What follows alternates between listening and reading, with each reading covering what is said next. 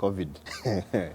Situation in Uganda is very, very worrying. The latest SOP that is working is private hospitals. If you get COVID, it's now cheaper for you to be flown abroad for treatment. No one wants to end up anywhere near a private hospital that we have all become herbalists.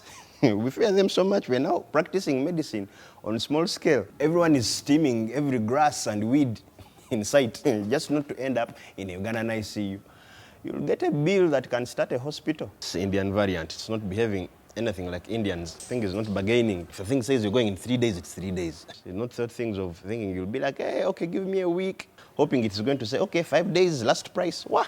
And people are just dying. We're waking up to a timeline with RIP, RIP. Like that now, we're in a lockdown, 42 days.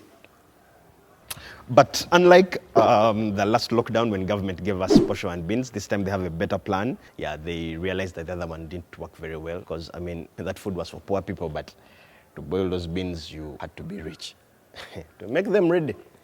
Wealth. Anyway, the money is coming straight to our phones. The only mistake they made is they didn't mention when, which is very unhealthy because now every time a message comes to my phone,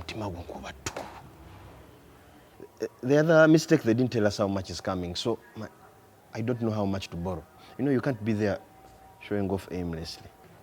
And I don't want to hear people saying it's for vulnerable people. In this country, who isn't?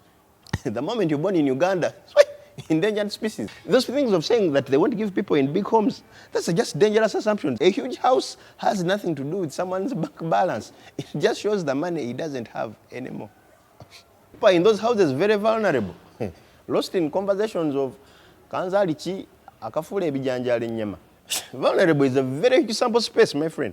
One size fits all. For example, a family man that was locked down at the wrong address is now very vulnerable. He needs relief. Bar owners, vulnerable. Actually, that's even very big. Small things get you into that list. For example, if you have ever been unhappy because your Rolex guy put only one tomato, you're vulnerable. If you have ever sent someone transport and they didn't show up, and to this day you've not yet forgiven them, you're vulnerable. We live a life of vulnerability. They are saying that the final list will depend on how much money you've been receiving on mobile money. Some people receive money for other people. People are channels.